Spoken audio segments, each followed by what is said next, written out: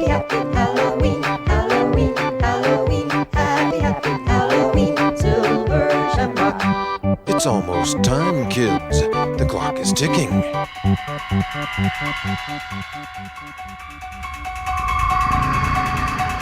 boogeyman is coming. He's gonna get you. He's gonna get you. He's gonna get you. He's gonna get you. He's gonna get you. He's gonna get you. Welcome to the now playing Halloween retrospective series, Only trying to give America a good show. hosted by Stuart, I spent 8 years trying to reach him, and then another 7 trying to keep him locked up. Arnie, I prayed that he would burn in hell, but in my heart I knew that hell would not have him. and Brock. One must remember not to be fooled by his calm, unassuming facade. You know, it's Halloween. I guess everyone's entitled to one good scare, huh? At NowPlayingPodcast.com, you can find reviews of every installment in the Halloween movie series. These eyes will deceive you. A warning, these conversations will be spoiler-filled, and as the movies are R-rated, there may be some objectionable language. Every other word you say is either hell or shit or damn. Listener discretion is advised. Trick or treat, motherfucker. Today we're talking about Halloween Ends, starring Jamie Lee Curtis, Andy Matichek, James Jude Courtney, Will Patton, Rowan Campbell, Kyle Richards, directed by David Gordon Green. This is Brock, co-host of Now Playing. Ed Stewart, and this is the Now Playing co-host who's better at podcasting than I am at yard work, Arnie. And that's really true. I edged like a shit. I mean, just awful.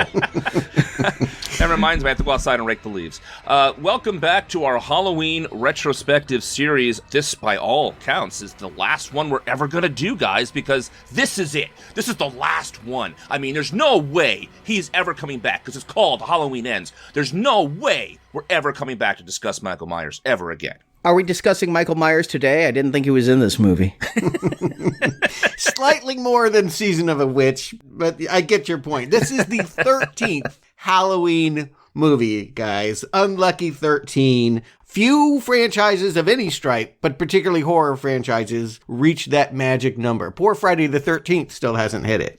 No, it's just stalled at 12, and I think the only ones that actually make it this far are the crazy ones like Full Moon Features, Puppet Master type stuff. Yes, I think you're right, Arnie. Normally, if they do reach these high numbers, it's because somebody has the license and they're just running it into the ground. But this is a curtain call. This is taking the original people, everyone that was involved in the 78 film is getting a classy send-off. Is it a goodbye to them, or is it a goodbye to Michael Myers and the entire franchise? I tend to be skeptical about the latter, but I do feel like for Jamie Lee Curtis, for John Carpenter, for David Gordon Green, bye-bye.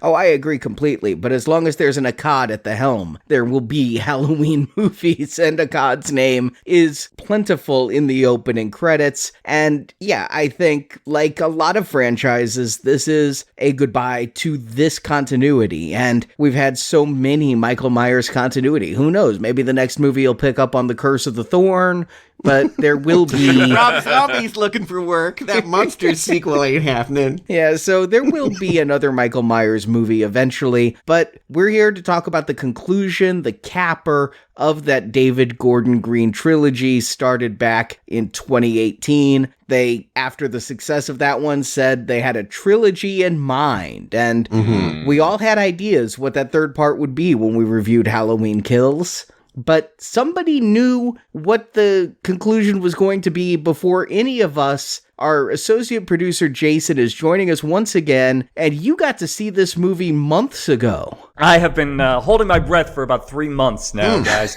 So I am grateful to have you here joining me on my new podcast, Leave Corey Alone. That's not going to happen today, no. Nah, what, subscribers 3? Yeah, that's a tough one. Jason, that had to be super hard for you because I know that you love talking Halloween, any Halloween. You could get excited about the 78 one that's so old by this point. to have all the secrets, and you signed some kind of contract, right? You literally could not say that you saw the film. That had to be killer. Yeah, I'll just start at the beginning. So back in July, I got an email notification on one of my accounts that said, come see the special preview screening of Halloween Ends. And went down to the theater, had to sign an NDA.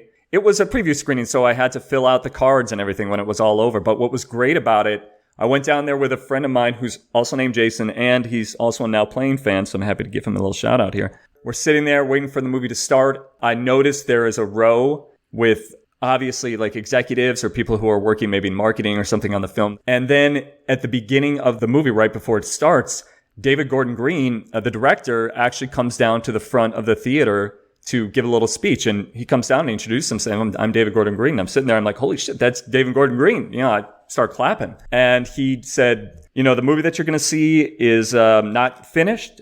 He pointed out the music wasn't finished. That totally makes sense. He says the credit sequences aren't finished. The story's not finished. Sorry. No. He said, I hopefully you'll like what you see. And off we went. And my audience really liked it. It was all Halloween fans in the audience because the invitation did say, come to see Halloween Ends, which is a little different. Sometimes you get those invites and they say, come see a new action movie. Right. You know, they're not very specific. When I've done those, I never knew what I was about to see. And they were never things I wanted to see. So that's kind of cool. You knew ahead of time, could plan for it. And then, 3 months beforehand, you had all the answers and the reactions. I'm curious, a room full of fans, how did they take it? Did you read the comment cards? Did you hear audible opinion? Audible opinion. Yeah, they did like it. They clapped at a lot of scenes. They clapped at the end. They really enjoyed the end. I know you guys will get into that, the procession. My friend and I, as we were walking out, and wrote this down too, we agreed the same thing. People are going to hate Corey. That was like what I said when we walked out of it. I knew what was going on in the movie. I knew that they were trying something different, but I knew that it would be polarizing, and it has turned out to be polarizing. Got to see David Gordon Green. He was outside the theater. Went over and talked to him for a couple of minutes. That was kind of cool. I asked him, you know, what was different, like how many times he'd shown the movie. He said that they'd done these previous screenings. This was the fourth one they'd done. He said the movie that I saw had the most of everything into it. Like they'd been taking stuff out, putting stuff back in. He mentioned one thing that they took out and must be a deleted scene was I guess a longer love scene between Allison and Corey. He said it just didn't work. He said that it was pretty much done. I pointed out I said, hey, I don't know if you guys noticed this, but the opening credit sequence, the font is the Halloween 3 Season of the Witch font. If you remember that from the opening of that movie. I don't. No, sorry. That's some fans have put it together. I've seen it in the Facebook group. So I asked him, I'm like, was that the Halloween 3 font I saw? And he said, yeah, that was a little Easter egg that I threw in there. So I thought that was pretty cool. Yeah, because this is the third Halloween film by some math. So, Jason, the movie that you saw in July, I'm assuming you rewatched it either in the theater or on Peacock. Is it the exact same thing you saw, or you did notice things have been moved or taken out or switched around or anything like that? It was the exact same thing I saw. There might have been a couple of lines in there like, I don't remember that, but it wasn't anything super consequential. So I'm pretty sure that the version that I saw was the finished version. Again, music and credits were the only thing that were different. Of course. No, I meant more about the plot and the characters and the decisions. And you can also change character arcs in editing and focus and this or that. And that's what I was really curious about. Yeah, so the Michael Myers-Corey relationship was identical months ago as it was yesterday. Yes, it was. Yeah. And you said you anticipated a negative reaction to Corey, but what was your reaction? What did you write on the comment card? I wrote, they're not going to like Corey. I wrote that. But there's nothing that they would be able to do, even if they read that card. You know, they're not going to go back in there and reshoot the whole picture. You know. When you say they, do you mean you? No, I meant fans. I was okay with it because, you know, maybe from some of the things that I said about Halloween Kills, I like it when they try something new with a Halloween movie. And so much of the complaints about this, if you go to the Facebook group for Now Playing, you see people who say, this is not a true Halloween movie. Like, what does that even mean? I've heard it's not a slasher like Carpenter's movie. I'll get into what it means to not be a true Halloween movie. Don't worry. I think the argument that it's not a slasher is a little false. I mean, the first Halloween doesn't even get going with the killing until like the last 25 minutes. But it's like The Last Jedi, and I'm okay with them trying something different. This won't be the last Halloween movie they ever do. Right. You know how the franchise kind of reboots itself every 10 years according to whatever the trend is. You know, the 80s trend was slashers, the, zombie stuff was torture porn, and this is obviously the legacy sequel era. So whatever comes after will be something different. And so did you, I assume, go to the movie theater and watch it again? How many times? No, I did on Peacock. I had my tickets, you guys, and Thursday it dropped on Peacock, and I got one of the notifications. I think I put it in the text. It said $19.99 for a year. I was like, I'll do Peacock for that. And so and Halloween Ends was up on Thursday night, which I thought was a little odd. I know that they want to release it simultaneously, but they, that made me cancel my movie tickets, having it on Peacock on Thursday night. So I was going to go to the theater myself on that, and I looked Thursday morning, and it wasn't there. And I was like, oh, crap, I can't. All right, so I'm going to go to the theater tonight, and I'll figure it out. And then I saw your text that it's already up on Peacock, and that changed my entire weekend. I decided to stay at home and watch it on Peacock instead of going to the theater. The projections this weekend are still about 50 million, and the Thursday night previews were strong. So it could still make a lot of money at the box office. I think people don't know Peacock still. Either they know it or they just don't, have any faith in the service to sign up for it. It's ongoing. So I'm the only one then that went to IMAX Thursday night, sat with a crowd, tried to gauge their fan reaction. Yeah, I knew I could sit at home and watch this, but yeah, part of the fun is, particularly with horror movies, is watching the collective have an experience. So I wanted to see,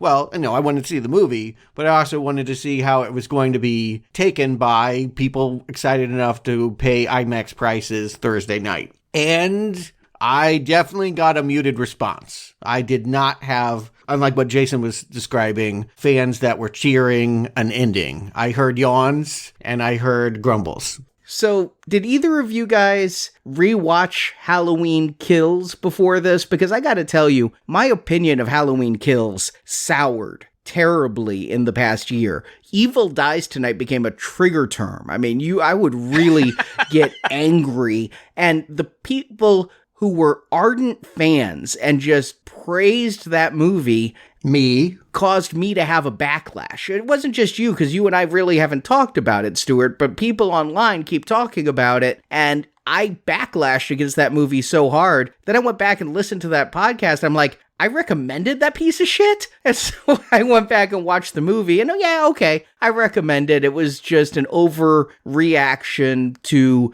ardent love that is unwarranted for that mediocre but acceptable slasher. I listened to our podcast, Arnie, and I had said on there, I'm going to watch it again before Halloween Ends. I had the exact same issue. I was going to go sit down and watch it, and I said to myself, truthfully, man, I really don't want to watch this movie. I'm going to just watch Halloween Ends. I listened to the podcast already. I already know what's going to happen again. And I decided not to because I did not enjoy the last one. I was very frustrated by it.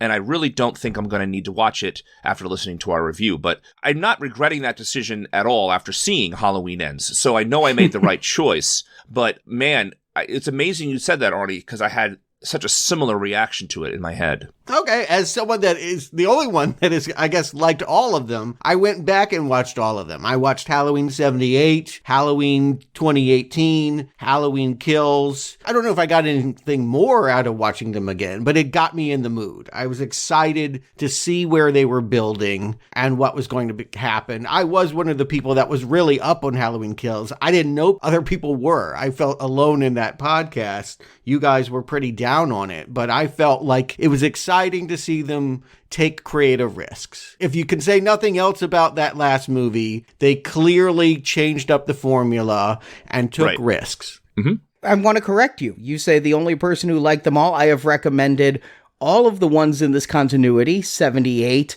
2018, Kills. So I like them well enough. I just feel perhaps the two David Gordon Green ones are overrated. I haven't liked them as much, but I did like them. In a perfect world where I had unlimited time, I would have done what you did and rewatched the saga to that point. That said, I know the first two very well. I actually feel like Halloween Kills lives rent-free in my head, so rewatching it, I don't think I gained anything by it. I just knew it so well from last year. But it did get me in the mood, as did our podcast from last year. What will Halloween Ends be? I knew there would be a time jump. What could they do to finish this off? I dare say I never expected what was coming. And I said in our Halloween Kills podcast there would be an unrated version. I did watch that unrated version. There was more of that eye gouging that I said looked like the MPAA made them cut it. Oh. You guys were like, it's so brutal as it is. There's no way they cut. Oh, they cut quite a bit. If you see the unrated version, much more gore. And Stuart, I want to also say something that Arnie just said. I recommended the original Halloween and the 2018 one as well. Both of you guys were, I felt, against my big enthusiasm of the movie last time. Of last movie, yes, but I didn't recommend the last one. Yes. I felt both of you were like, no, you've gone to crazy town. Right. Nobody likes this movie as much as you do. And I kind of felt alone in that as well. Okay. And so how was this thing going to end? The only thing I knew about this movie going into it was that John Carpenter was kind of trying to prep the fans. He said in some kind of quote, as he was scoring the film several months ago, it's not going to be what you think. It's very muted. It's almost like theater. It feels like everything happens in the kitchen, and don't expect a big spectacle. That was my takeaway, was that this was going to be another left turn, and instead of having the most explosive, in-your-face Halloween movie, I don't know if you could have gone beyond Halloween Kills, this was going to be into something quieter. And so that had me curious. I think enough prelude has been happening. Arnie, how about a plot summary so we can get into Halloween Ends? The year is 2022. 4 years have passed since Michael Myers terrorized the town of Haddonfield for the second time. Michael was never captured, and the town has been on edge ever since. In this town lives Corey Cunningham, played by Rowan Campbell. Corey is something of a town pariah, as 3 years earlier, Corey accidentally killed a boy who Corey was babysitting. Corey now works for his uncle at an automotive shop. Also living in Haddonfield is Laurie Strode, played by Jamie Lee Curtis, and her granddaughter Allison, played by Andy Matichak. They have lived together after the death of Laurie's daughter, Allison's mother, and worked to fix their relationship in the intervening years. Allison pursues and starts to date Corey, at first to the approval of Laurie, but soon after, Laurie starts to disapprove, saying in Corey's eyes she saw the eyes of Michael Myers. In fact, Corey has met Michael Myers. The mass murderer is living in the Haddonfield sewers. After some bullies throw Corey off an overpass, Michael drags Corey into the sewers, but doesn't kill the young man. Corey is tired of being picked on, so while he dates Allison, he also starts to murder all the townspeople that have wronged him over the course of the movie. For the first kill, he lures the victim to the sewers, and Corey lets Michael do the murdering. After that, Corey gets a taste for it himself. He even fights Michael and steals the old man's mask. On Halloween night, Corey dons that mask and goes on a killing spree throughout Haddonfield, putting down everyone who has wronged Corey or Allison, including Corey's own mother.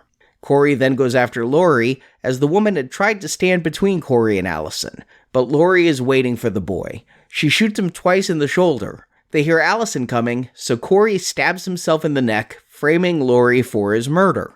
Allison runs away, but before Laurie has time to do much, Michael Myers comes and starts his attack. He reclaims his mask and does battle with Laurie. Laurie is eventually victorious in the battle, slitting Michael's throat and slashing his wrist.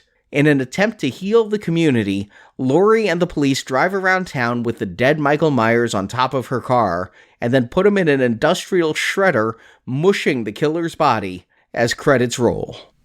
And as they start, we see the Universal logo, we see the Blumhouse logo. They've added Michael to their stable. If you notice, we actually go through the Blumhouse, and standing outside the window, that's Myers, right next to the Purge people. And also, the whole time, though, they had the DJ, the guy who would come back later in the movie, but I was surprised, and they play a really weird old kind of novelty Halloween song, Midnight Monster Hop, to start the movie, which was talk about setting a tone, an unexpected tone, having a DJ talk up the top and then have that song. Quite a different way to go. Stuart, is the Monster Hop joining your Halloween rotation along with Halloween Stop, Look, and Listen?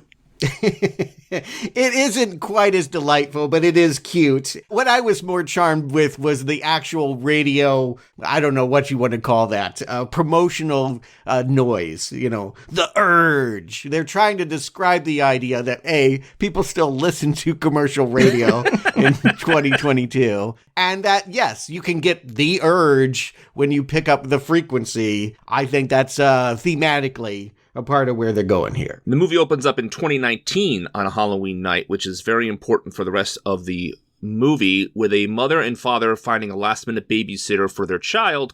The father calls their guy who does the lawn, Corey, a 21-year-old kid who lives in the town.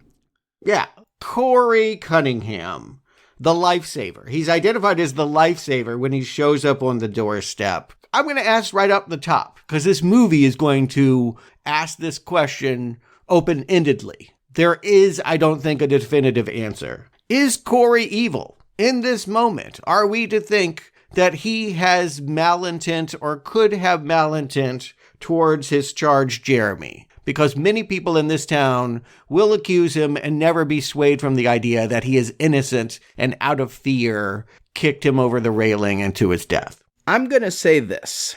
I think that David Gordon Green is remaking a different John Carpenter film. He's not doing Halloween, he's doing Christine. There's going to be some shots later in the film straight out of Christine. Yeah. The character in that movie is Arnie Cunningham. Here we have Corey Cunningham. And I think the arcs of those two characters are similar in that both are kind of picked on. Both are losers. I believe, in answer to your direct question, that Corey has a lot of rage here. You look at him, he's kind of an awkward kid. He's getting picked on by the father for not doing good yard work.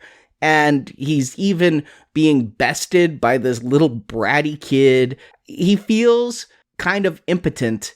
And so I believe he's not evil, but I believe he's got anger. And perhaps anger issues. And so that is something that can turn into evil. I actually thought, we talked about how the last movie kind of predicted the January 6th riots and some of that. I kind of thought this movie, from this opening scene, might be about an incel, but it goes a different way. To answer your question, no, I don't think he's evil. I do think he has anger issues. Later on in the movie, we see his mother, and I don't think his mother turned that way on him and is writing him that way only because of what happens in this scene. I think that's seemed to be like a lifelong kind of thing that he was dealing with at home. I don't think he came in here with any malintent. I think he came in here for a quick couple of bucks because he had no plans for Halloween. And the temper got the best of him because he was scared, it being Halloween in the house, and throughout the whole time the kid's dicking with him. It's incredibly unfortunate what happened to him with his rage at that moment. But yeah, I think it was just losing his temper, which has lifelong and death consequences. I do want to point out that they're watching The Thing, a nice little callback to the original 78, where they're watching The Thing from another world, making me wonder if David Gordon Green will go on to remake The Thing. But it's Exorcist next, but... Oh, well, there's still films after that. But when Corey gets locked in the attic, what I see is rage. When he's kicking down the door, that's not a normal thing to do, is kick down a door in a house where you're babysitting. You plead with the kid, you do a lot of things, you don't break a door jamb, because you have to explain that shit. So that's where I get that he has rage that started to get unleashed. And yeah, this kid got in the way of the rage. As soon as they walked in that house, they gave this grand look up at that staircase. And I'm like, somebody's falling down that staircase. Somebody's falling down that staircase. They did set it up nicely. I also like how the little boy, one of the taunts to Corey was, Michael Myers kills babysitters, not kids. And that made me laugh. Like, okay, because when the whole thing happened, when he was looking through the house for the kid, that was in the back of my head. Like, oh, that's kind of funny that they set that up also, is that if Michael Myers does come out and kill Corey here, it's true to form with the babysitters, and he's the babysitter. So I thought that was kind of fun. I think this is the best scene in the whole movie. I actually think they start off on an extremely good note here because, yes, as audiences, who are these people? We're expecting Michael to come into this house and cause this harm. It's the year later, the mom mentions that her son is, wetting the bed and talking in his sleep because Michael Myers didn't get caught. after Halloween Kills, it looked like Jamie Lee Curtis, Laurie Strode, was going to go find him that night, but nobody did. And he is out there. Now, he's in a sewer pipe growing old, but to all of these people, he is a threat that could still burst through their door. I think we're all to think it's going to be Michael attacking them. I agree with you, Stuart. This was my favorite scene in the whole movie, and they really play with expectations a lot. And it took a while for the tension to build, but they found a way to do it. The knife was missing from the counter, then it was on the stairs. Then you were starting to think, what's going to happen? You were waiting for something to happen. And when finally the violence happens, and that was brutal, right? Like the way his neck just snapped and then the pool of blood. I mean, brutal. Just the shock of the body falling. I expected the kid to fall down the stairs. I didn't expect the kid to fall down the middle atrium. Splat. The parents get home, and yeah, just Looney Tunes landing. Oof. Looney Tunes. Now, the parents were walking in, and they overhear, "I'm going to kill you," and then the kid falls and dies. So, goodness gracious, I mean, the parents, you could try to explain that any way you want to, what they saw and what they see and what they hear, and it was remarkably chilling. Very effective, chilling opening to this movie, an unexpected way to open this movie.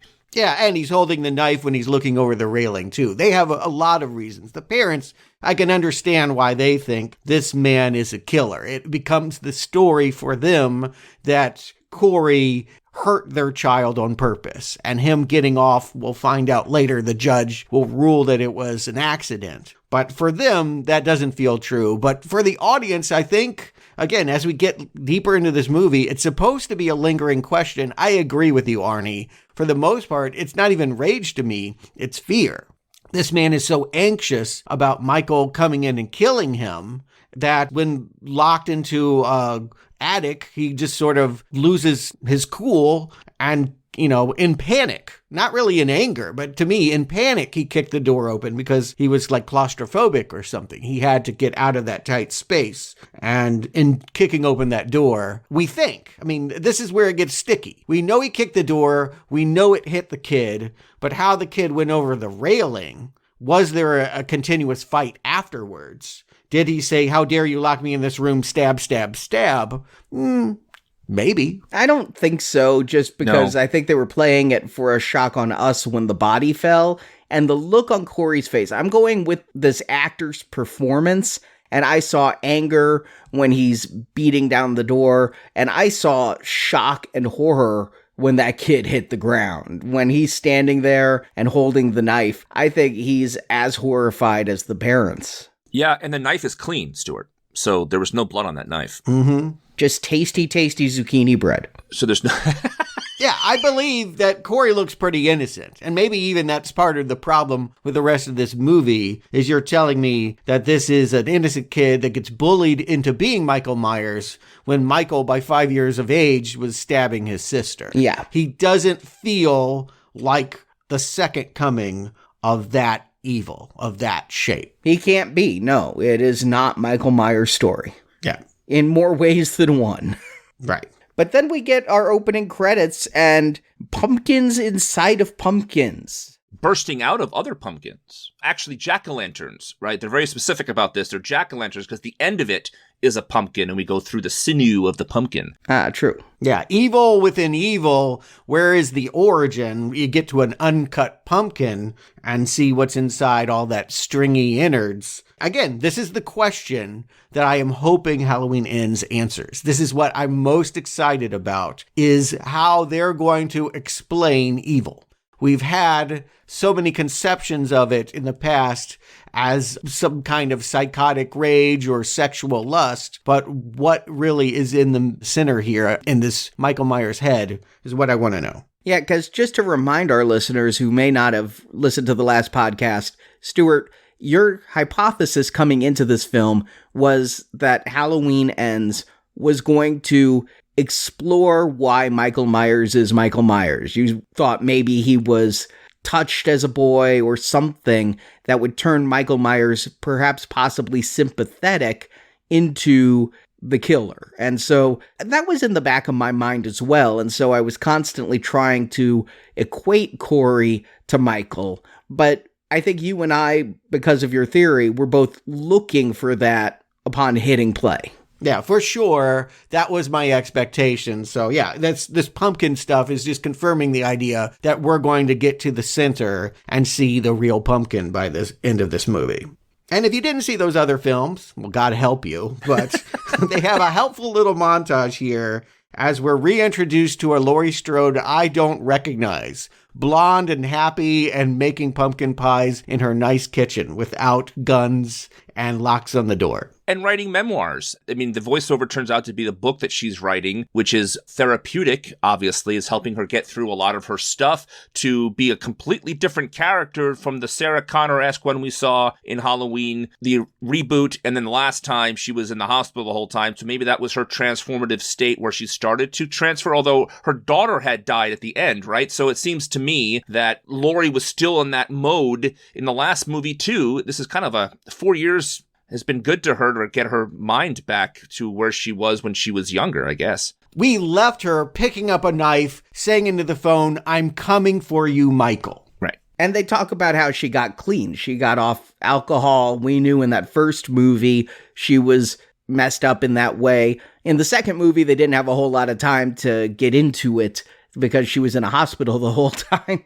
But here, she's clean, she's happy, but her voiceover talks about how the entire town, it has a plague of grief and paranoia. Every death, they wonder if it's Michael. And I see that as a continuation of the evil dies tonight. The mob mentality has become mob fear and mob paranoia. But unlike the last movie where we got introduced to a whole bunch of townies, I can't say that I see it. I'm told it, but I don't see a town that's full of grief and paranoia. You do see it in montage. Again, we see that Laurie is driving around, including the Corey incident. When the kid fell over the stair railing and died, she was one of the looky-loos outside trying to figure out what's happening. We see a woman that hung herself in her yard. We see a couple that got shut up in their car. Everyone is always asking, is it Michael? Is it Michael? Or is Michael us? I mean, I think that's the inference, is that whatever evil was inside Michael has infected this entire town. It used to be Mayberry, and now it looks like Rob Zombie's hometown. You know, like it has that seediness. When we see Corey again, he's riding around on his bicycle, and everywhere he looks, you see depravity, degradation. It's in the details of the art direction and the character casting. That mom from the beginning will end up being a real sot in a bar. You know, every character that looked like they had it together will be looking pretty rough here. Except for Laurie. Laurie is blonde and trying to be chipper and trying to actually put out in the world good vibes. And her granddaughter now is a nurse at the hospital, so the only two people I see that are trying to move on with their lives are those two characters. Everyone else seems to be still in stasis and reacting to what happened all those years ago. But I just want to throw in that Allison, I think, also is trying to move on at some level, but not to the extent that Laurie has. Allison is the trickiest character to read in this entire movie. I actually feel like it was an opportunity for Andy Matichak to take over. Like, this could now be your franchise. This could now be your story, but either because she doesn't understand her character or isn't competent in conveying it, I do not understand what's going on with Allison. She's not grieving the boyfriend that cheated on her in high school. It's been 4 years, I mean. Yeah, she apparently has been dating. There was some cop that seems like a jerk that pulls her over and tries to hit on her, and while he talks about her muffler, she's semi-functional, but what really is going on with her and the choices that she's going to make in the middle of this movie are a complete question mark to me. I don't blame the actress, I blame the script, but I agree with you that she is a cipher. I don't understand why she does the things she does, but we'll get there. I agree completely. At the beginning of the movie here, though, I got the hope that she was, just like Laurie, as I mentioned, trying to move on. But also the cop was like, it seemed like she was like 25 years older than she was. Like, it was really weird that she would be dating that guy and then move on to Corey, who's more her age. To me, that was really strange that, and they didn't explore that at all. They didn't even try to explain why that relationship happened. I agree with both of you. I think of all the missed opportunities in this movie, this character is the biggest one for me. If I'm going to help this movie, I would say maybe she went with a cop because she felt scared after everything that happened. And now that she realized he's a jerk, she's trying to heal. You know, she works at the hospital and she's putting up with a pretty rude doctor to try and get ahead and become charge nurse or something. Right. But yes, meanwhile, Laurie is taking some sympathy on Corey. Corey had to give up college. You know, it was mentioned in the opening scene he was going to be an engineering student. He's obviously brainy. Well, all of that mechanical knowledge means that he now works on cars in a scrapyard with his uncle. And for reasons, the uncle has given him a new motorcycle, Kawasaki Crotch Rocket, but otherwise nothing is really going well for Corey. So this is the first time in the movie I have started questioning, this keeps coming up. Why is he still here? Why is this character still living in Haddonfield? Why is Allison still living in Haddonfield? And thankfully, the movie catches up to me. But here is the first time. Because right after the scene with the motorcycle, he gets his first interaction with those high school seniors at the Quick Stop who want him to buy beer. And they know who he is. And they pick on him because they know who he is. And he is full of fear. He can't do anything to fight back against these kids. He feels like he can't fight back, say anything back. He has no leg to stand on.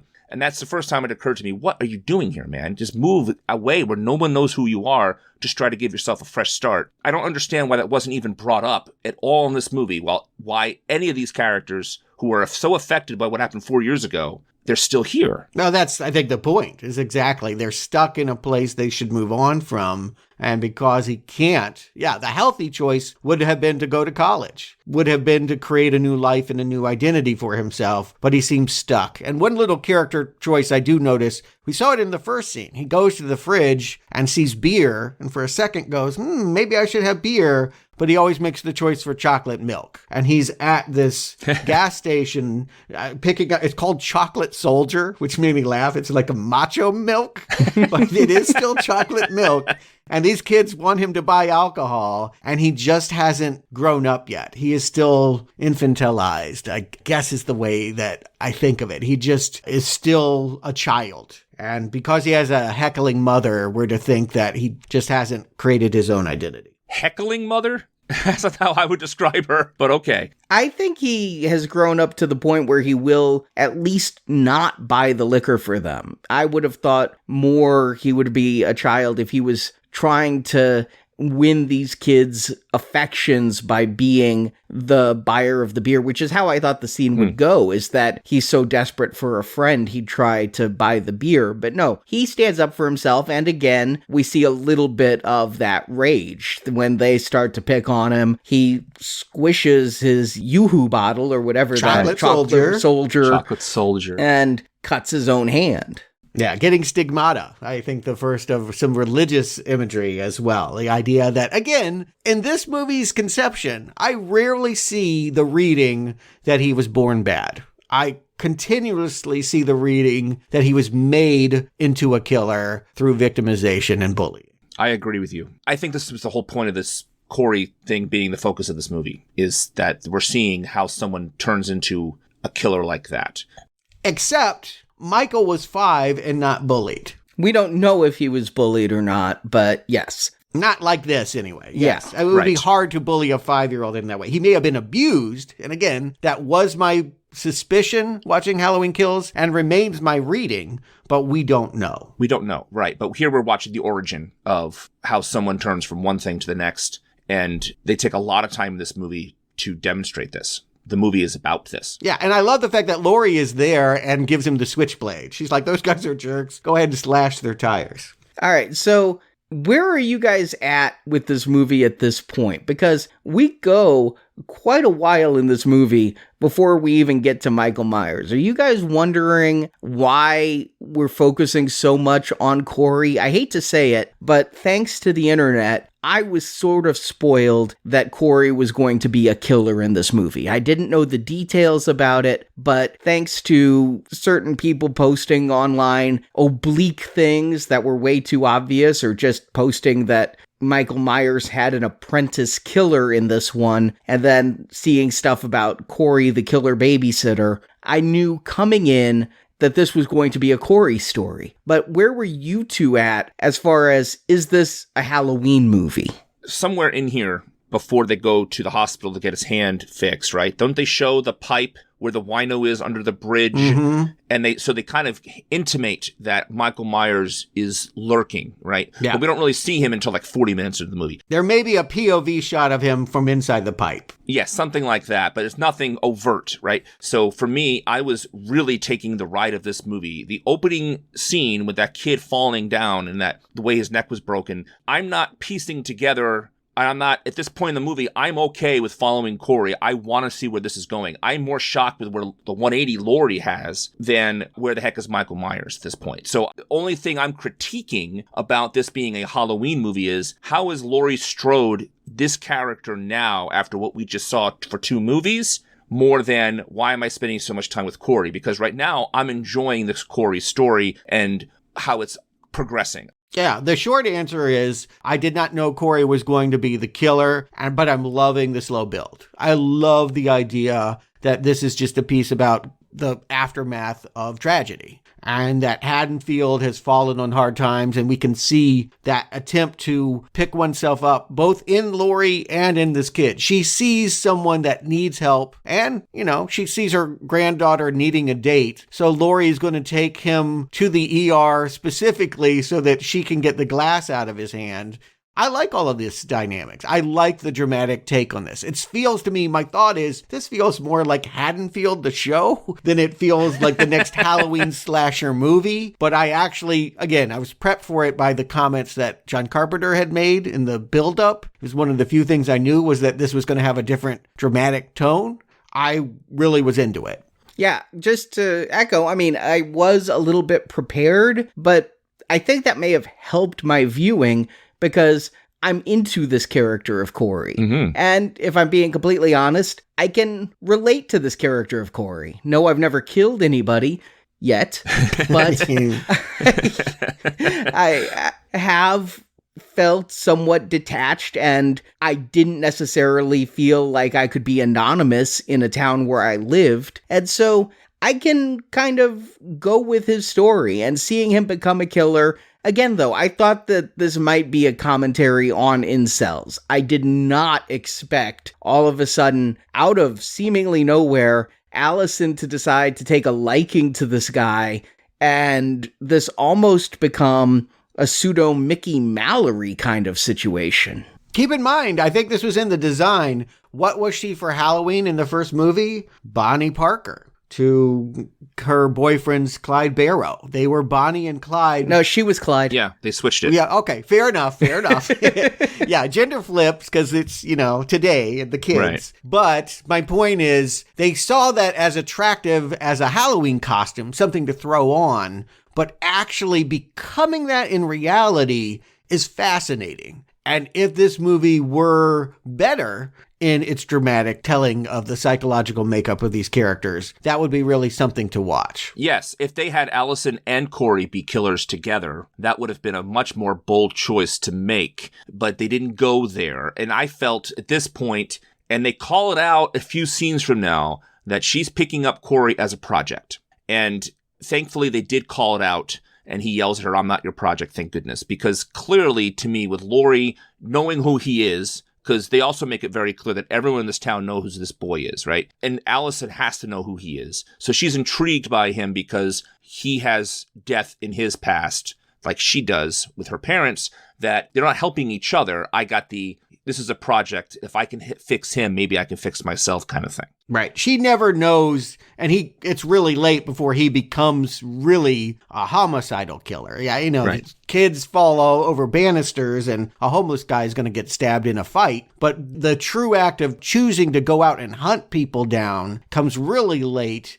and I don't think she would ever condone it. It would be more interesting if she found a way psychologically to get there and want it, or at least accept it in him. But yes, right now in the beginning, it is a lot of flirting of like, let me take the glass out of your hand and ask you out on a date. It was so strange to me, the way she's just instantly attracted to this guy and instantly asking him out like that. Again, I blame the script. The actress, I think, is doing what she can with what she's told to do, but why him out of everybody? It seems counterintuitive. I get the idea that, again, if she's been through trauma and he's been through trauma, you understand something about me that when I date a cop, they don't understand. They're trying to protect me. They don't understand my wound. What Arnie, I think, is complaining about is how it happened so quickly. Like, she didn't want to go to this party, and then she asks him out. I think it's a fault in the script as well that it happened so quickly. Laurie brings him there, and she goes along with it so quick. What the heck? Just, like, maybe have a little bit more of a courtship. The movie does take its time. Mm-hmm. With the beautiful thing about this movie, it does take its time. We're going to have a couple of scenes we're going to talk about in a few minutes that you could easily cut out of this movie if they were, but I'm glad they didn't. And here,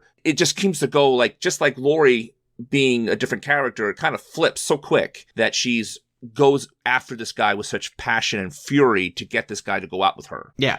And so I'm helping the movie a bit when I was thinking to myself, oh, he's a project. But then when he calls it out later, I'm thinking, oh, good. So they're aware that this is kind of like so quick. Yeah. And by fixing him, she can finally heal something about herself, because she kind of was part of that whole rage mob. She went in with the boyfriend into that house. She almost got killed herself. So I think there's some survivor's guilt. There's some recognition that she went mad 4 years ago and wants to heal from it. I get that part. It's the later stuff that's confusing. But as she is watching Corey struggle, because they do go to this, I guess we could call it a Halloween party. It's a bar run by Lindsay, who, is okay with the idea that this kid with this bad reputation is running around with Allison. But the mom of Jeremy is there, and she's not okay. She makes the pointed remark that my son is dead and you're running around and having fun. How is that justice? And it's also the day, right? Well, is that actually Halloween? It's a couple of days before, but it's coming up on the anniversary of the child's death. I got that she was drunk and she was angry with him having fun. And here is the scene. We talked earlier about how my favorite scene in the movie was the beginning of the movie. This scene and the next one with Laurie at the supermarket are my two other favorite scenes in this movie. That he is finally able to let his proverbial hair down. He's all over the floor dancing. Take his mask off. Literally take the mask off, the whole thing, and then reality smacks him in the face right there. It was a great scene. But I think he's actually wearing his mask at this point, because what I like about this party scene is there are times when people interfere, like when they're in that little photo booth and doing those photo strips, that couples do. Yeah. Somebody pokes their head in and kind of photobombs them. In the next shot, Corey looks rageful. Like, how dare you interrupt my private time that's going on here with Allison? There's just, I think, under the surface, this hurt and rage, and that he's constantly prepared for disappointment, and that something is going to come along and ruin this night. And so I feel like the mask is a mask of happiness, and he does let himself go a little bit, I think, when he pulls the sweater off, but it's still right underneath that surface. I want to really give a shout out to the actor playing Corey for pulling all this off. I mean, I looked him up. He hasn't done a ton of stuff, but he is completely selling me on this character and a range of emotion in just a eye look or just a facial expression. I completely agree. Yeah, agreed. And, he's got the right look, too. Like, he can look awkward and ugly in certain scenes and kind of hunky in others. You get the idea that there could be a Pygmalion transformation. That if Haddonfield would leave him alone, he could probably stop being this scary figure, the scarecrow, and be normal. Yeah. It would actually take, if we didn't have to constantly run into people that remind me what they think I am and pushing me into that box of being it. Right. And at the same time that that's happening with him, it's also happening with Laurie. As you mentioned, Brock, She goes to the supermarket, thinks she's just flirting with Frank, and then has to get confronted in the parking lot. Who gives her this basically the same speech. How dare you have fun here at the supermarket, my sister, because you poked the bear of Michael Myers. My sister lives like this now in this wheelchair, and you are sitting there, have the audacity to have fun in your life. And they had this parallel scenes and parallel moments of reality checks. And I love they kept these in this movie, because no matter how happy Laurie tries to be and works so hard to be, it's constantly a process. You just can't turn it on and off like a light switch. Psychological damage, you cannot, no matter how much work you do to help yourself get to a different place, it's a constant struggle, much like any other disease. And for Laurie to have gone so much trauma and allow herself to have a nice moment was incredibly hard for her, I'm sure. And then to have someone smack her back down to reality was just a chilling moment. I liked how Jamie Lee Curtis also played that very much, that she was even almost timid to flirt with Frank, but enjoyed it so much. The whole scene played out so beautifully, and Jamie Lee Curtis got to play a beautiful arc throughout both those parts of those scenes. What a moment of character for Laurie in this movie. And did you notice they were playing Don't Fear the Reaper as Muzak in the supermarket? You know, that was in the original movie. You can forget that. But when she was driving around with her friends in 1978 movie, that was sort of the ominous, oh, Michael is bad theme. Yeah, it's this idea of dread. You know, anxiety is the fear that something is just about to happen to you. And no, yeah, if she ever allows herself a moment to have fun and to flirt with a guy, God damn it, here comes Sandra. Do you guys remember Sandra too? I am shocked she lived with that fluorescent tube in her throat. Oh yeah, she was the one with the drone. I mean, it helped that I just rewatched it. I don't think I would have remembered her specifically. She's in the first movie too. She shows the British people around the cemetery. Oh, that's right. That's right. Wow. Good for you. So a lot of these characters, again, I love how thought out it feels in the idea that these characters float in and out of all three movies. Mm-hmm. Yeah, that's bravo for them. Also the characters, I'm sure the actors are happy to come back, right? But the fact that they get a chance to have continuity that is in the background is a nice little touch. Obviously not completely planned for Sandra's character, but it was nice that they threw it in there to add some weight to what the theme is that they're going for. And I think Laurie is where you're at, Brock, with the idea of like, why don't these people just leave? Why do they stay here and allow themselves to be abused when they could go somewhere else and live anonymously? I think that's what the emotion of like guilt can kind of trap you in. Like it's capturing that feeling of like, I'm not allowing myself to move on yet. And so she's thinking about it. She's talking with Frank. He's talking about Japan and, you know, they talk about going to see cherry blossoms. There is this idea that she doesn't have to be here in central Illinois. But I appreciate the fact that she just isn't ready to move on. And there's part of her that wants to change the culture. She doesn't want people to remain in this unhappy, backbiting, infected kind of evil way. Right, but also she has Allison. Right, so Allison's here, she's going to stay here. That is clear to me why she is still here, right? Because Allison is here, her family is here. Why Allison is still here, why Corey is still here, after we see his mother and his uncle, why are you still here is still pervasive. But yes, theoretically speaking, Laurie could have moved away as well this time, but I don't ask that question of her. I ask that question of Allison and Corey. But this is the part of the movie where it switches gears and they make the big leap of saying that Corey has the potential, if only that were true, of being a new Michael Myers. Yes, it's 40 minutes into the movie, and I was watching this with Marjorie, who knew absolutely nothing, and she's getting antsy. She's like, where is Michael Myers? How is this a Halloween movie? What am I watching? And so she starts to get a little bit excited when we finally get there. What happens is those kids from the gas station, I didn't expect them to become such important characters, but they catch up to Corey as he's leaving that Halloween party, and it gets pretty brutal. They're picking on him. He's pulling a knife. They smack it out of his hand and throw him over a bridge into the dirt below. But he gets one in, and I think it's important that, like, they probably could have just been happy stomping on his glasses, but then he turns and tells Terry, oh, your dad doesn't like you. He hates you. He recognized what it is that when parents don't like children, he lives with that. And there was this little moment earlier in the junkyard where we saw the dad drag Terry's car in and say, my son is stupid enough to drive around on a slashed tire. I think it was that comment that made Terry get enraged and throw him over the overpass. Corey did survive the fall. He landed on his back, which was surprising he survived it, but he got dragged into the pipe by Michael. Yeah, that homeless guy just watching. I kind of enjoyed the homeless guy's reactions. this scene with Michael holds him up by the throat, and then they have the most baffling scene of the movie for me at this point. We see either Corey's life is flashing in his eye, not before his eye, but is it before his eye so Michael sees the history, or is it Corey's life is so flashing before himself? Whatever this is, it's symbolizing that Michael sees a kinship with this kid. That is what the point of the scene, I think, is.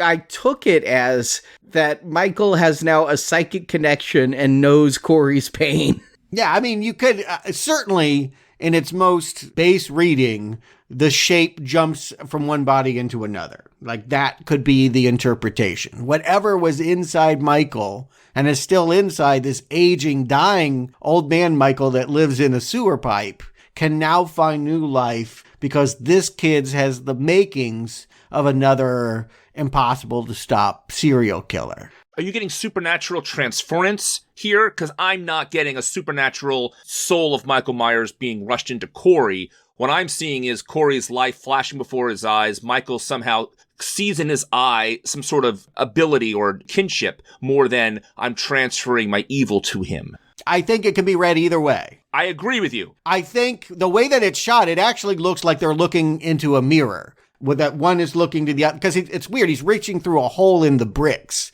and he's trying to choke him that way, and they're face to face, and he's choking him, and it looks like, or is supposed to look like, two sides of the same coin. This was the first time I can remember feeling it in the theater of going, "Oh no, really?" Oh, no. Like, it was oh, please don't go there. Don't make this quite so literal. I don't have a problem with watching. In fact, I love the idea that Michael's evil can infect people and make them do things that they normally wouldn't. Again, that works so well in Halloween Kills for me. But to actually have him have a disciple that's going to, learn from him, well, it requires two things. One, it requires Michael to talk. It requires Michael to be like, I want you to be, I am your father. Like, we need him to now literally work with this guy to train him to be that way. Otherwise, it becomes a dumb body hopping thing. Right. So my other point is that Michael dragged Corey into the pipe, but didn't kill him immediately. He waited till Corey came to and then started to kill him, right? So the only reason I think that Michael seems some sort of, maybe he was just lonely, living in a pipe with rats. But I think that maybe he already felt something about this kid or saw more than he is letting on by watching or something, that maybe he understood this kid more. Something like that, because if he's going to kill the guy with choking him out, why not just kill him when he dragged him in the first place? And that's the other piece. Not only do you have to show this character is actively getting involved in this kid's life, but you actually have to answer why he is a killer and how he self-identifies and what it is he actually wants. He can no longer be the white mask, blank slate. We have to understand Michael in order for this to work. And this is why this movie does not work in the ways that it's trying to for the rest of its run. Yeah, my biggest question where I don't understand Michael is why has the Shape spent 4 years in a sewer? He never seemed interested in just chilling and retiring. The last time we saw him, he did one of the largest mass murders that we've ever seen in any horror movie, really, as far as slashers go, at least. Then he just is like, yeah, I'm gonna chill out and maybe feed on some rats and live with the homeless. It made no sense to me why he was down there in the first place, let alone this huge leap that he's going to let Corey live. I also had an issue with, and later on the movie kind of explains it a little bit here and there, maybe he's just old and hurt. Like, he only uses his right hand. His left hand is, damaged or... He's missing some fingers from, I think, the 2018 film. Right. So, he only has... He's clearly still hurting, and he can't go to a hospital, obviously. So he's self-healing in this sewer for 4 years. Maybe part of it is that he physically isn't up for it. Until later on in the movie, I'm jumping ahead a tiny bit, when he starts killing, it's like his body regenerates. Like, the killing gives him more vitality and ability to move and things. I think that is what this movie is trying to say. There is no supernatural Shape. There is no evil. This is an old man who for whatever reason killed a bunch of people and now feels pretty shitty and can't really get up to do it anymore. And that's, well, for one thing, that's going to piss a lot of people off. Just as people that are fans of slasher icons, nobody wants to see their heroes age out and become irrelevant. That's a real big gamble. And then two, there's the strange plausibility. Like, okay, so now he's a real person and this really could have happened to a real man? Not buying it. He took 2 in the back last time. He was being shot and got back up like nothing. I mean, and again, that happened in the 1978 original. He was shot and got up like nothing. You can't now have it both ways. Mm-hmm. But I understand they have a problem. We don't want nursing home fights. We don't want this old man to be fighting an old woman for 90 minutes on screen. We have to expand this. We have to have it play then more to the AARP set. And that's what we'd have if we remade Halloween 1978 with these people in the state where they are now. If Michael was again stalking Laurie or whatever you have. So I see that they're in a bind about where they could take this story, but man, it feels to me like Danny McBride or one of the 4 writers had a spec script sitting around for Corey the Killer, and it's like, maybe I could just twist this a little bit and put Michael Myers in here and throw an ending on, and now it's Halloween. Now, I want to point something out that you're bringing up. Yes. So Danny McBride, the comedian, and David Gordon Green have their names on all 3 scripts. They worked on all of it, but they collaborated with different people each time. That first movie had a 3rd collaborator that did not return. The last movie had someone totally different from the TV show Rectify. And now they have 2 other guys, one that doesn't have any writing credits, one that helped write Manglehorn, an Al Pacino movie that David Gordon Green made, to finish this out. To which I say it feels that way. It feels like the people that started conceiving this trilogy are not necessarily the people that are helping it bringing to a close. It doesn't feel like what they were setting up in that first movie is where they're at now. And that different writers, are trying to push the idea that suddenly somehow this can all work as the night Corey came home. I read up a little bit on this. They were talking sequel, but said, let's see how the first one performs. The first one performed well. They said, okay, we'll do a sequel. And when all the talks of the trilogy was really, we have 2 films here, not 3. And they decided, we have more material than we thought we had. We'll make it into a trilogy, which is always a bad sign. So I don't know how many times I can bring this up I think I brought it up in the last Halloween podcast about how Attack of the Clones does not feel like a full movie, that they stretch it out into a trilogy when it really was a duology. So this story here kind of feels like the last movie we talked about, the mob mentality and how this town all banded together like, evil dies tonight. So this movie kind of, to me, is channeling that kind of thought. And instead of telling it as the whole town, they're doing it into one person. Is that how rage can affect not just a whole town? It's easier to tell it from one person's perspective instead of a whole town's perspective. So they went 4 years out. It's been distancing. They decided to go a different direction with the town and maybe tell the story they were thinking about telling and channeling it into one person. Because you cannot make me believe that when they came up with a trilogy, quote unquote, or even a duology, that Corey was in the mix. No. It seems to me that he was a solution to tie everything together the best they could to get to the ending of this movie. I'm sure that he had to present his ideas for the trilogy going forward. He knew that it would involve, I think he probably knew it would involve a new generation being turned on to the evil. But the actual mechanics of what that looks like are being solved by these new writers, right, and not being solved well. I do feel like this next hour is really hard to swallow. That suddenly he is an apprentice, like Michael Myers is Yoda, and he's going to keep running back to the pipe and teach me how to be a serial killer. That's a bad way to go. That it starts so quickly that he leaves the pipe and that homeless guy is there. The homeless guy has Corey's knife because Corey had it knocked out of his hand. And that the first stab happens, I took as an accident. The next couple stabs, oh, Corey met Michael. Corey is now a killer. He's killing this homeless guy.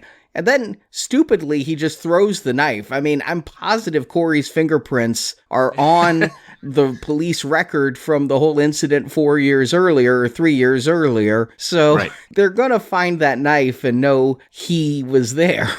I mean, yeah, but that's in a world where CSI investigates every death. And this is Haddonfield, small town America, where if a homeless person was stabbed, we don't care. Let's eat a donut. Under a bridge, not in the supermarket parking lot. Like, he's out of the way. People aren't going to see this body for days, if at all, for a long time. He actually confesses this to Allison. Like, he goes to her and says, I killed someone. Yeah, but she's thinking, it plays that, yeah, I know you were the babysitter who killed the kid, not a new person. He was confessing to her, I killed a new person, and she's taking it as, yeah, I know, the kid. That was a little fun.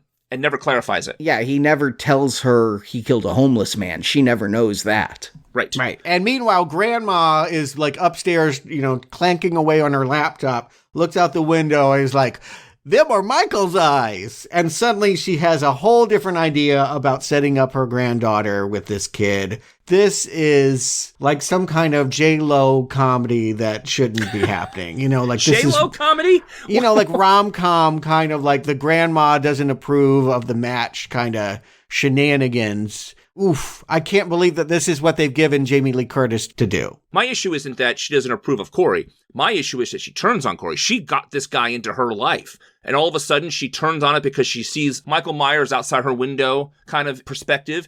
And she gets spooked by this guy because of her own past that she's been trying to work through. And now she's doubting what she did. Why have her be the person to introduce Allison to Corey to have her go against it? It's called irony.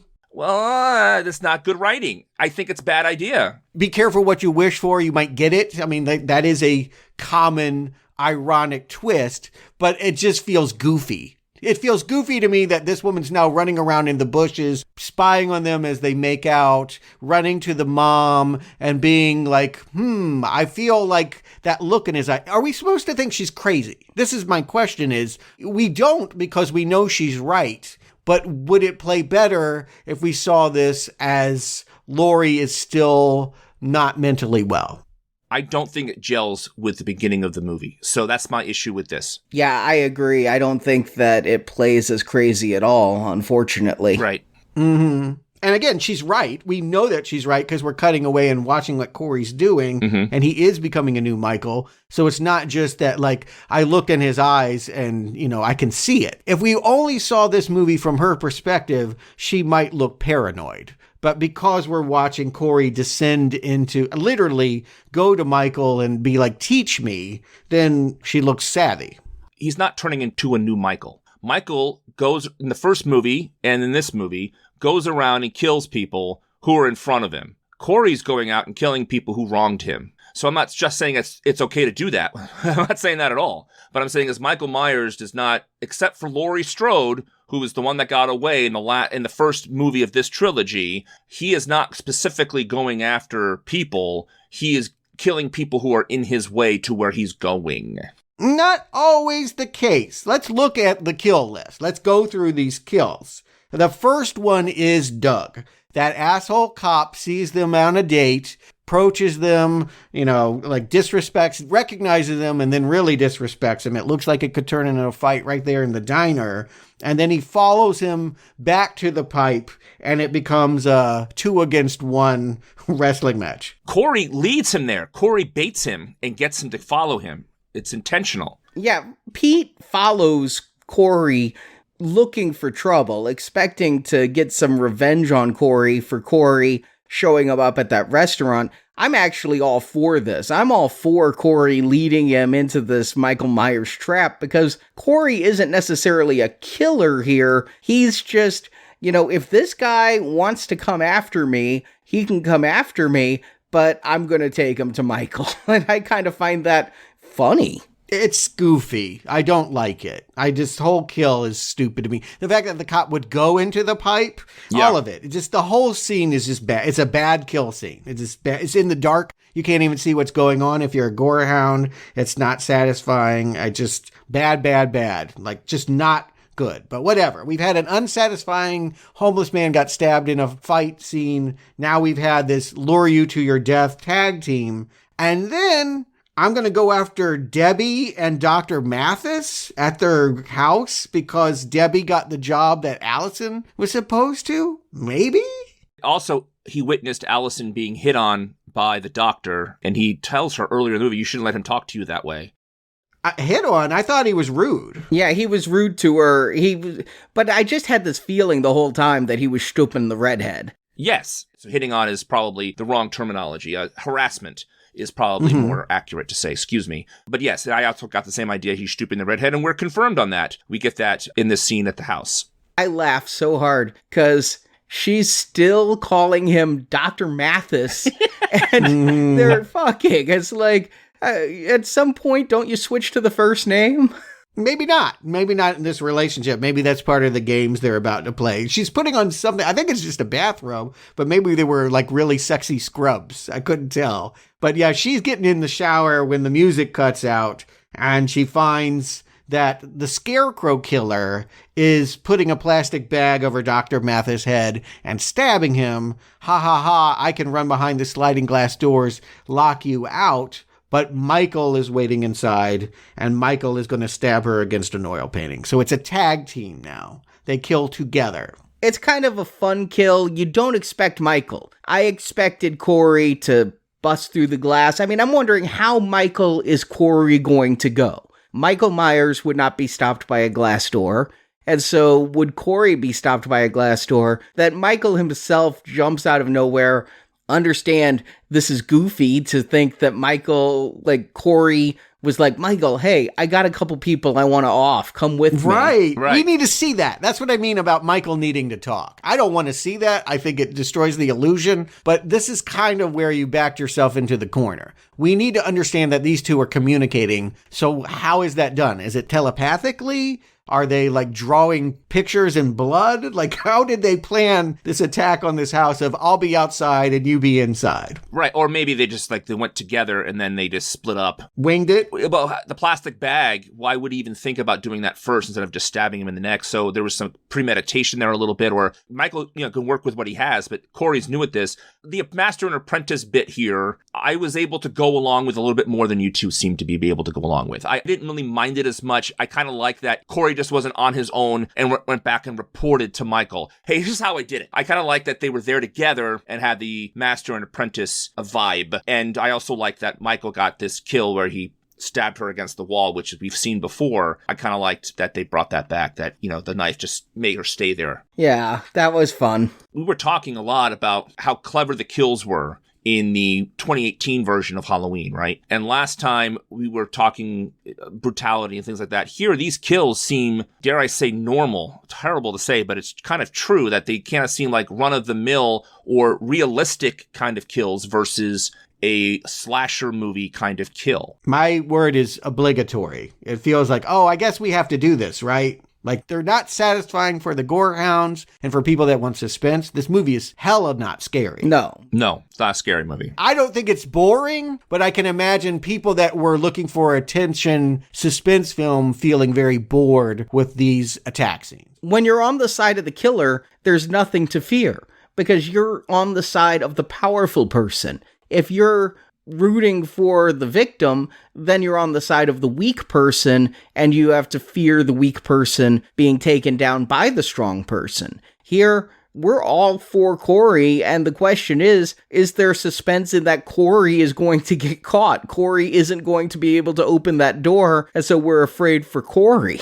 This is where I look to Allison. Allison needs to tell me what to feel. And I don't know why she's in it. Now, you guys have made the astute point that she never understood he confessed to murdering the homeless man. And he's not telling her about this stuff. And we never even find out if she knows that her doctor boss is dead. She'll go to work on Halloween and work, but I guess, it doesn't bother her that they're not there. She doesn't put it together that their bodies are at Dr. Mathis's mansion. But what does she feel about this brutality? The subtext is, again, and I get it from the way that people talk to Laurie and in the way that these two hook up, is that there's something sexy about the bad boy, even though she wants to be a survivor, or maybe it helps her with her survivor identity to be around a man that is so dangerous.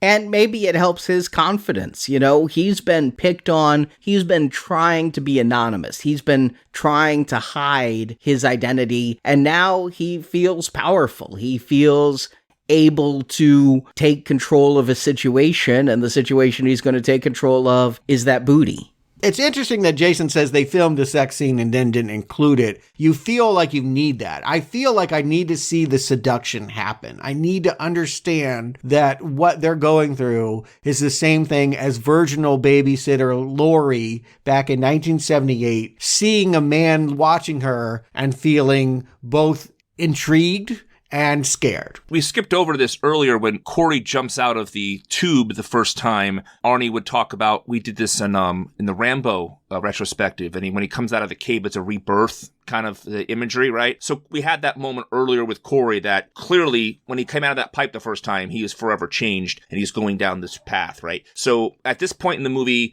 when they're together, right, we're up to the radio station part, and they set up that they're on the rooftop, and the rooftop is this quiet place, like in Spider-Man, when they go to the rooftop of the buildings. And so there's a moment here where I thought I heard Allison, and I rewound it and used closed captions, and I was wrong. I thought she said to Corey after they got chewed out by the DJ, let's do him, as in, let's kill him. And it wasn't. She said something else, which I'm blanking on at the moment, but... Let's do it. Let's leave town. Oh, let's do it. Let's leave town. That's it. Let's do it. Yeah. For her, it means leaving Haddonfield together on his bike. The other thing is Allison talks in ways that Corey could interpret as inciting to kill, because she keeps talking about, let's burn this town down, and Corey says, I'll be the match. Allison has her own reasons for wanting to be anonymous in this town and not liking the attention she gets. And so the things she says, a demented person could take as she wants me to do this killing. Yeah, I agree. If she wanted to leave town, she doesn't say, let's burn it down. That's not the description of someone running away. Burning it down means I'm going to join you and you taking out these awful, vile people. And in fact, as they are having this debate, it moves from the rooftop down to the sidewalk, and the DJ, Willie the Kid, comes out. Did you notice when Corey fell from the roof and landed on his back, he sat straight up, just like Michael Myers sat straight up in the original film? They're mimicking that body language. And will later on here. Yeah, I've noticed that, again, they try to give him the same affects and make you see those same moves. But yeah, Willie the Kid claims that the Laurie Strode story is Laurie, Jamie Lee Curtis, way back in the day, teased a dude with brain damage and made him snap. It's Laurie's fault for being a cock tease that Michael Myers went and killed everyone. That's the interpretation. So what you're describing, Arnie, I think is the way that many people are reading what has already happened. In town, not the audience, right? In this town. Right, because that's stupid. That isn't the case at all. That is way slanted in the depiction of what is essentially a victim trying to keep two kids alive on Halloween night as a mass murderer breaks in. Yeah, that is not a cock tease. But this is the problem with, what is this movie trying to get at? Is it getting at the false impressions of small town minds, which is a cliche at this point? Or was it really trying to talk about the way that victim and survivor is in need of keeping a victimizer around, which I think is kind of where they want to go, but they aren't smart enough to really dramatize in a believable way. They have to have all of this coded language, sitcom kind of like, she said this, but she really meant this kind of stuff. I'm getting a little bit impatient with the film by this point, but I'm also still going with Corey's journey. I see this as God help me, this movie's almost just Revenge of the Nerds. Yeah. You know, it's just the revenge, instead of hot sauce in the jock straps, is knife in the face. Right. And which is, again, would be interesting. We had this debate from the very first show. One of the reasons I liked Halloween more than Nightmare on Elm Street is because it does take that victimization standpoint. It doesn't ask sympathies for the killer. Now they're finally asking us to think of the humanity of the serial killer. It's an interesting gambit that I think you're right. It's worth pointing out, even though I do imagine, as Jason predicted, many people are going to hate Corey. I do feel like this actor is doing his best in a difficult, incredulous role to try and keep our sympathies with him as he reaches Halloween night. And now this is his shot at proving that he is the franchise future. Okay, so opens up with the October 31st. We see him on the floor of the abandoned house where the kid died, with his head resting on the spot where the blood spatter was on the ground, right? And he wakes, and Laurie is there waiting for him to confront him. She wakes him up thudding that chair. That's rude. How rude of her.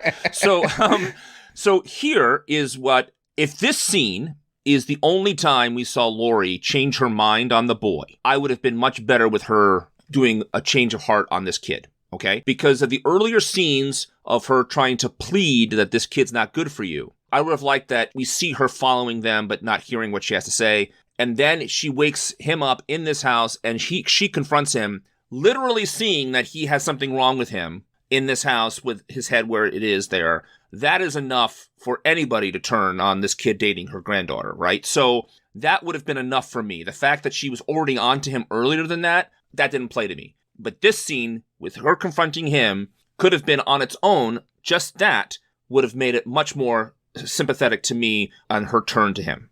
Let's break this down. If she really believed he was Michael Myers Part 2, she should just be there with a gun and killing him. Exactly. She clearly doesn't think, she even says that, she doesn't think he's evil, he's just fucked up like she is. Mm-hmm. She recognizes the psychological damage is similar to her story and his, even though they were on different sides of the accusation. He's the psycho, she's the freak show, is the way that, she ends up surmising it. But he does get angry, and it looks like he grabs a poker or something and wants to go beat her, and she just leaves through the window. Aggression like that should have had her calling the cops. I thought maybe she hadn't even been there, because he turns back and she's gone. You say she went through the window. I'm like, was this all in his imagining? Because why would she go through a window? That makes no sense to me. The only thing is, she had a paper airplane in the scene, and in a future scene, she's still holding that paper airplane. It's folded up, but she has that paper airplane. So I'm like, okay, she really was in that house. She really did confront him. But the way she exited gave me pause. And those paper airplanes were something that he was playing with the kid with in the 2019 babysitting mishap fall. And how Laurie knows this and knows to bring a paper airplane with her, I don't know. Well, it might have been there, still left over. It could have been in the house. Yeah. Oh, true. I didn't think about that. Yeah. But from this point forward, it's morning, and he goes marching over to the pipe and, beats down Michael and pulls off his mask and says, I am now Michael. I'm wearing this. I'm doing this. Stuart, this scene is the apprentice is now the master, right? This is supposed to be that scene that the apprentice feels that he has enough power now that he doesn't need his master anymore. You're just a man in a Halloween mask is what he says. Right. And the fact that Michael takes the beating and does not get up and kill him is not like Michael Myers at all. Yeah. But it certainly was, for the themes of this movie, what this movie was trying to tell us, this scene was this man is now taking the final step to becoming what he feels is the new Michael Myers. I really needed a moment of Michael trying to pull rank and realizing his body was failing him. I needed to see, it's shot in really long shot and you barely see Michael. And again, we'll never see his face. We'll never see the actor. All of those choices I feel are incredibly harmful to what this movie is trying to dramatize. I really needed a moment where Michael realized he'd been beaten and the pain of that. I needed a sympathetic Michael Myers moment, I think. We don't see his full face, right? We see his head and his bald head and hair on the sides, whatever. I thought it might be played by John Carpenter, actually. Right, he looks that way. That would be funny. That would have been really great. But he also seemed like he was damaged. Like, Michael just seemed like he was already hurt when he was being attacked here because he's obviously old and feeble. Sure. Body acting. Yeah. Yeah. So I get what they're trying to do. It just seemed weird for me for Michael Myers to take that kind of beating and not get revenge at all on this kid. And so I'm Michael Myers. Who am I going to take out? Well, of course, he's going to lure Terry and the bullies into the junkyard. Arnie, you mentioned Christine. This was the only time I thought about Christine. Yeah, me too. But it is a heavy Christine moment. Yeah, I definitely was thinking it here. The name Cunningham and John Carpenter, I actually thought it earlier. Mm-hmm. No, I think you're onto something there. This actor even looks like the star of that movie. But here, when the four of them, the four bullies, go into the junkyard and there's that tow truck sitting there, I just expected the headlights to come on and hear that sound that they do in Christine. Because they're paying so much homage to John Carpenter, I wouldn't have been shocked if they did it, nor would I have dinged them for it. I just thought it would have been a cool moment, but they're going to wait a little bit before they start running people down with the truck. All right. So, Brock, what you said earlier is this guy's different from Michael because he kills the people that hurt him. Right. And sure enough, Billy is the first one to get it. He was going to be the one driving the car, dragging the bike. He's impaled with something in his eye. Drumstick. He was like twirling a drumstick earlier. Oh, okay. And so he got the drumstick in the eye, which was nice and gory. I'm now enjoying these kills as far as just Gorehound goes. Agreed. These four are incredibly satisfying. Stacy was always there with a comment. She didn't participate in the beating, but she was always egging it on. And so that she gets the wrench makes sense. The fact that Margot, who the whole time there was this girl that was like, why are you beating on him? Don't do that. The fact that she ends up under the fence and Corey, wearing the Michael mask, makes sure she's dead by stomping on her leads me to think that he is becoming more and more like Michael Myers and less selective in his targets. She wasn't 100% defensive of him. There were times when she got into it with them. So, you know, in revenge movie mode, she deserved it. Right. And also notice here, Stuart, this goes with my thesis on this also, is he did not kill Ron, his uncle. The kid did with the rifle. Conveniently. Right. Corey wouldn't have killed Ron. We don't know that. Well, Ron has not been anything but nice to this guy. Exactly. Throughout the whole movie. He gave him a motorcycle. He said, I hope you find love one day. He was trying to be more parental than his own mother was that in the scenes that we saw. And rather than let us see Corey's reaction to him when everyone else is down, whether he walks on by or kills him, they conveniently have it that Terry shoots him on accident and we can never know whether Corey would have killed him or not. Exactly. I think he might have. Okay, he may have, but we don't know that. But then it still goes along with my theory on what Corey is doing, that he is only killing people that are wronging him or treating him in that way. So, for example, theoretically, he could have gone, and he didn't. He did not kill the parents of the little boy he killed after the mother shoot him out in the bar. She does not get killed by Corey during this rampage. Right. That's the only one that we see that does this, but you can understand why he wouldn't do that. What I'm saying, Brock, is I get your hypothesis. Yes. But it is untested in this movie. Fair enough. Because we only see him interacting with the people that hurt him, and Margot is my best case defense for the idea that maybe he would have killed anybody. Well, she was standing by the whole time, not physically stopping everybody. If she did say a word or two about, hey guys, that's enough, that wasn't enough to stop what they were doing, or she did not take a stand to defend him. Mm-hmm. She would have been convicted of the crime just like the other four in a court of law because she was there. Yeah. And of course, we want to see the mom get it. Arnie, you mentioned earlier, Corey is starting to sit up like Michael and do things like Michael. This kill feels a lot like 5-year-old Michael going to get the knife. Yes. They go with the POV shot of him getting the knife. You know, they don't put the mask eyes around it, but they're easily hearkening back to that. Mm-hmm. Mm-hmm. The DJ, you gotta do it, but boy, it just feels like a scene from another movie. Yeah, and the special effects on that were terrible. Oh, I loved that scene. I kind of liked them. Yeah, I'm with Arnie. Like, they're obviously, like the idea that you could beat someone against turntables till their jaw breaks open and then you get scissors and cut their tongue off and it skips the record. That's fun. I mean, that feels like a Freddy Krueger move. That feels like a different killer move. I thought it was funny. Of course, he's a mouthpiece, so you take out his tongue. All of that I get, but the tongue itself looks so fake to me that it was kind of kitschy in a movie that's not kitschy at all. Tonally, it's so wrong. Yeah. Yeah. But it's fun. And here's the thing. I'm having some release now. We had 90 minutes of buildup of Corey, and I came to like Corey, and I came to root for Corey to do this.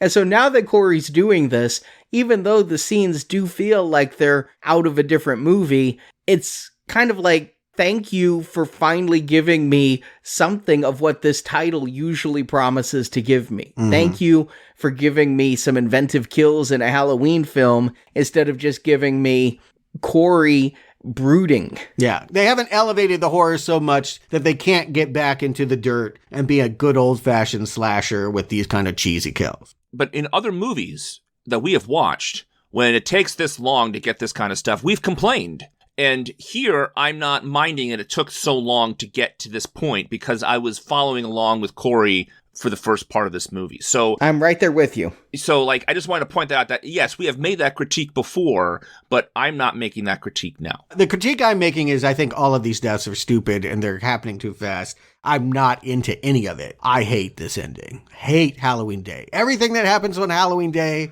I hate. I'm liking this stuff. There's stuff that pisses me off coming up, but I'm enjoying this stuff. Yes, this final showdown. Oh my God, this showdown. Oof. Yeah, because after the DJ, Corey finally goes after Laurie, and Laurie and Allison have had a fight, and you wonder, is Laurie going to kill herself? She has called in a suicide. She has nothing to live for because Allison has left. You really bought, this moment is so bizarre to me.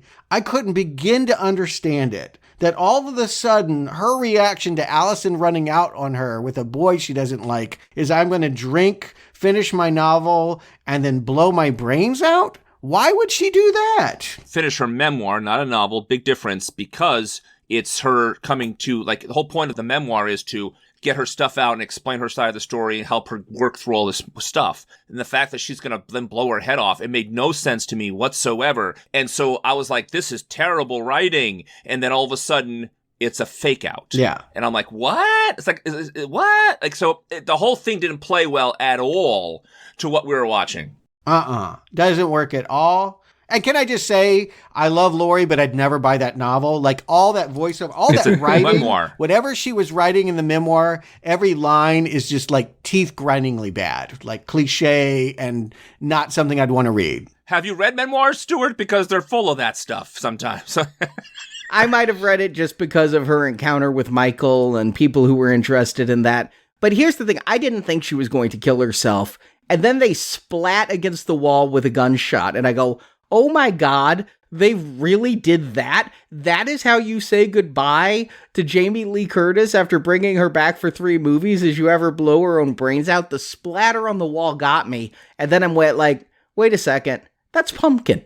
Yeah, it didn't get me at all. I knew that was the pumpkin because they flashed the pumpkin by beforehand, so they didn't fool me. And she knows it's Corey and not Michael, right? Yes. Yes. Okay. She knows this is the poser, that he was coming for her. She doesn't think Michael is still around? Why wasn't she pissed off that the mask was on? Why didn't she have a reaction that he was wearing that mask? Yeah, I was the same way. I thought maybe she would have thought, hey, it's Corey, and then been like, huh?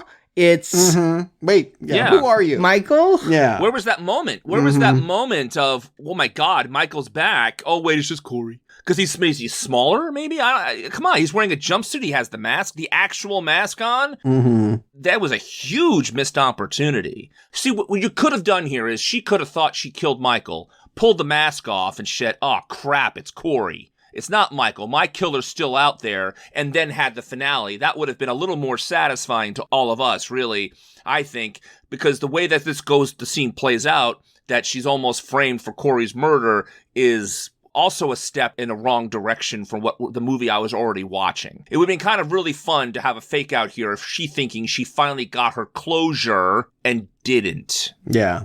That it was Corey and not Michael. I don't know how to write this because, again, all of this has built up to something that I didn't want. This is not the way that I wanted it to go down. Then the extra twist that he realizes he can't have Allison, so he's going to frame Laurie for his death by sticking the knife in his neck. Yeah, that didn't play for me either. So I already told you how I wanted this to play based on what movie I was watching or what I thought would be a stronger way to go. But what the movie did try to tell me is that he knows he's defeated. I would have been much more satisfying if he got killed instead of killing himself. Mm-hmm.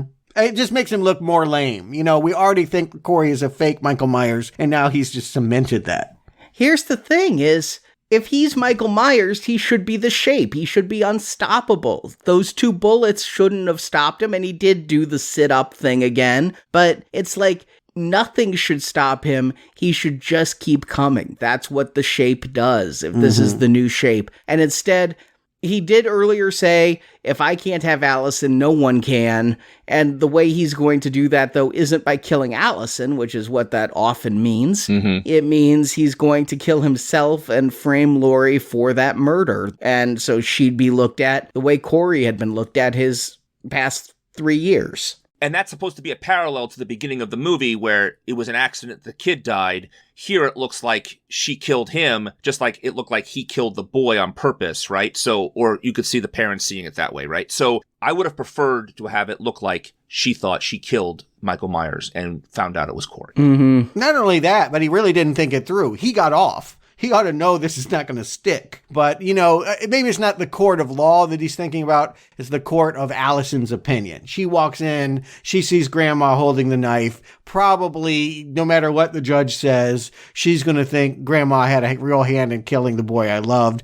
Never realizing that he killed all those people, including the DJ, the way that he did. I thought Corey might get away with it and the town would think Michael Myers did it. Yeah, do they not believe in security cam? Do they not have that in their police budget, that they can't have it? He's wearing the mask. Yeah, right. But Laurie also, if you remember the first movie in this trilogy, her whole house was decked out with all sorts of paraphernalia, cameras and weapons and hidden rooms and things like that. And now she's living this more of an idyllic life, if you will, in this other house in Haddonfield.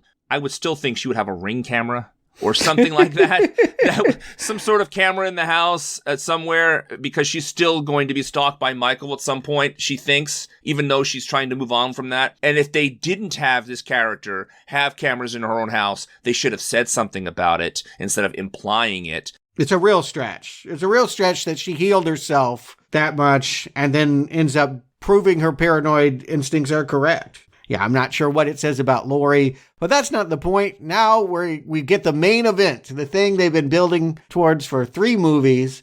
Michael wheezes and limps his way into this final row. Who cares, right? If he's just an old man? This is where I'm with you, Stuart, where you said that you hated everything Halloween Day.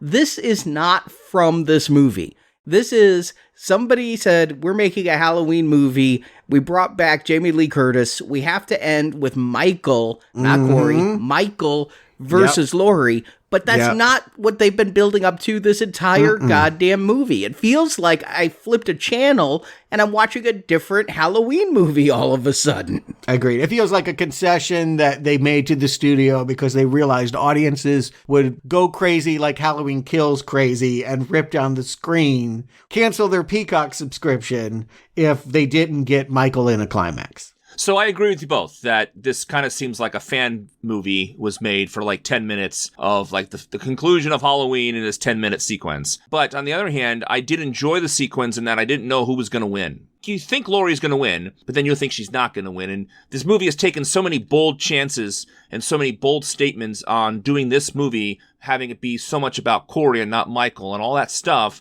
I was thinking to myself, will they actually have Michael win this one? And then die next to her, or both. Yeah. The thought would be you kill them both, right? Right. Or like, well, she had the last jump kill instead of him having the last scare and getting up and killing her in the last minute. You know, like horror movie icons jump up at the last minute, you have to kill him a second time. That kind of thing, but she'll have that moment. That's where I was thinking, because this movie was back and forth with it. But again, the they set up Michael is not as strong as he used to be, and she is in her 70s, right? So I think maybe she's in her 60s. My apologies to Miss Curtis if she's younger than that. But my point is that these two old people are fighting, regardless of how his whatever. It's still two old people fighting, and they're taking blows that most old people probably couldn't take. When she headbutts him, he's trying to put her hand on the garbage disposal, and she throws her head back and like knocks him. I'm like, this is self-parody. Like, this is a comedy now. This is silly. I wish he would choke her before she keeps narrating. Like, what makes it so awful is the way that she's like, I thought you were the boogeyman, but you're just a man that bleeds. Stop talking. Stop it. Why is he a man that bleeds all of a sudden? This is not Michael Myers that we've seen. He always was. This is the conception. Yeah, I understand that's the conception, but it's a lie. There's no way to accept that watching 78, 2018 Halloween Kills. No. But that is what we are asked to believe, is that a senior citizen could have done that. Bullshit. Bullshit. Total bullshit. She says at one point to Michael, like, do it. Like she wants to die. And that was a strange moment for me as well, because she's been fighting for life and trying to live. And so that's why that suicide fake out also didn't work for me. So that was strange that she would taunt him that way. Or was she talking to Allison, who had just come back and goes and breaks his hand? The way Allison did that to her mother in the last movie. It's so hard to say what's going on here. The fact that Michael gets defeated so easily, too. It's sad. It is. Yeah. No one's going to like that. No matter how much you like the pretensions of what Gordon Green is going for, no one is going to like seeing this old man skewered with kitchen knives and having his throat slit. And he slips his hand out from one time and tries to get her again, and then they have to stab his hand back down, and he not only cuts his throat, but cuts his wrist, and he bleeds out, finally bleeds out, which something in the last movie, when he got beat up by that mob, you would think he would have bled out there, but I don't remember a lot of blood on the ground, if any, when he was getting beat up by the mob at the end of the last movie. But here, he has a lot of blood in his body. It's all drained out. And then we gotta send it off in some way. They don't want to give him a tombstone, so we get this, strap him to the roof of the police car and drive him to the junkyard so that the car shredder can take him out. Now, Stuart, Arnie, do you recommend? I'm not there yet. Earlier in the movie, they showed 2 shots of this metal shredder thing at the auto body junkyard place. I was convinced that when the 4 kids were at that junkyard, when they all got killed, like the Christine thing you referenced earlier, that one of them was going to go in that shredder thing. I had never thought that they would use the shredder at the end of the movie when they were implying that they were going to use it as an actual kill earlier in the movie. I was really surprised they brought it back when I thought they forgot about it. But I guess they purposely showed it to us twice so they could have this moment with his body. So a definitive end to Michael Myers. Yep. And Sandra is there and Julian is there. Remember the little kid that was being babysat that we love? He's like little Arnold Drummond.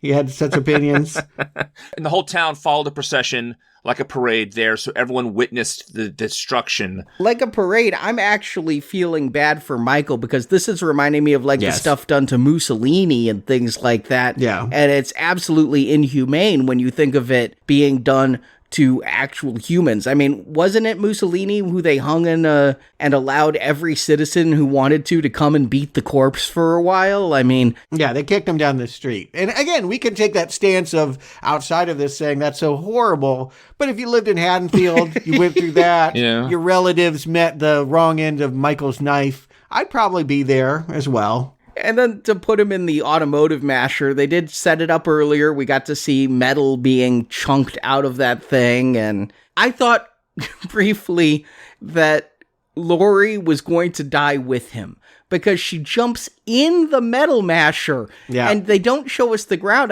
And I didn't realize there was like a flatbed to that. I thought it was like a wood chipper where the whole thing is the masher. And so I'm like, why is she standing there? Is she like so linked to Michael that she can't survive without Michael? But no, she's just there to push the body into the teeth and let him get all chopped up. And I mean, you think that this is it, but we've seen Laurie behead Michael Myers at the end of H2O only to find out she beheaded an EMT last time. So she was the one that got killed in 8. Yep. I agree. We've been here before. It doesn't feel particularly powerful to see her do this because of the way that horror movies work. he'll come back in some way. And even she says that. In the end, she ends up writing that evil doesn't die, it changes shape. So it's such is true of Halloween. Michael Myers will find a way. This will be undone. Everything that you've done in this supposedly seminal moment of putting it to rest, it just means you get to have a final scene with Frank. Well, that's the thing we're talking about at the end of No Time to Die also, right? Is that in this particular trilogy, this story has concluded, but the next time he comes around, it's a whole new ball of wax, right? It's a whole new continuity. This particular trilogy has ended with, well, I think it's quadrilogy, right? Because they're counting the first Halloween. There's a continuity for it, right? The ones that are in this continuity are 4. Right. That story has ended, so the next Halloween will be a different continuity. I'm just saying that they could put a 5th one in this continuity. Yeah, where they Michael could. Myers is standing on the corner watching them put the wrong body in the chipper. Just the same. That's exactly what they did with Halloween 8. That is the exact excuse they give. Or Friday 9, he jumps into a new body. The shape possesses somebody else. It'll be a girl this time, right? Michelle Myers. So, Stuart, Arnie, do you recommend Halloween Ends? Stuart. This is definitely one of those sequels that some people are going to walk away super hating on. Burning passion, die.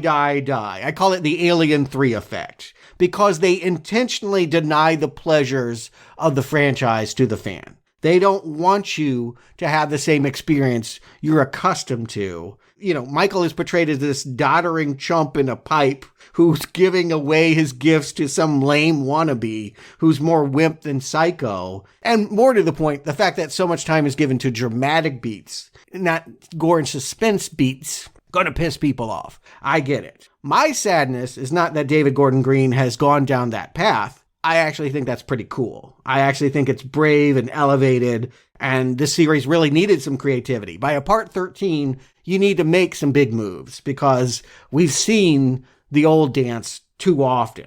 Unfortunately, my sadness is he didn't stick the landing. This script was not ready. The elements are in play. I do feel like they were onto something, but the writers lost focus. And whereas Halloween Kills bravely announced the trilogy was not going to be about Laurie, it was going to be about Michael, I don't know what this one is about. Is it about Michael? I feel like he's barely in this thing. And can we say that Corey's story is his story? I don't see enough connective tissue. I don't feel like his descent into murder is the same thing and answers the questions that we're building up to in the first 2 David Gordon Green movies. And most embarrassingly, I feel like poor Jamie Lee Curtis and her granddaughter really kind of are left looking stupid, really don't have much motivation in this movie. We're expected to believe there's a sexual charge to Danger or something, bad boy love interest, but all of that feels like they don't go there. They don't dramatize that because that would look really bad. They wouldn't be able to pull that off. So the stars of the movie end up kind of fading into the background. And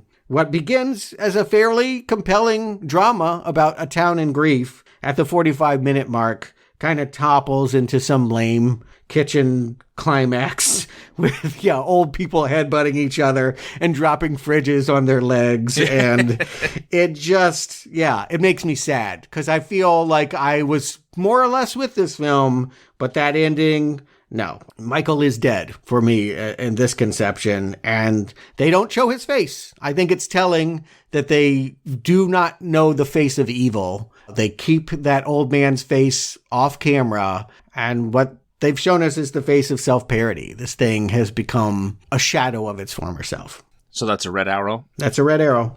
Arnie. Well, I'm very glad that I didn't have to have the argument that I expected coming in here where Stuart would be like, but this shows Michael's origin. And it doesn't. I would love to have been able to make that claim.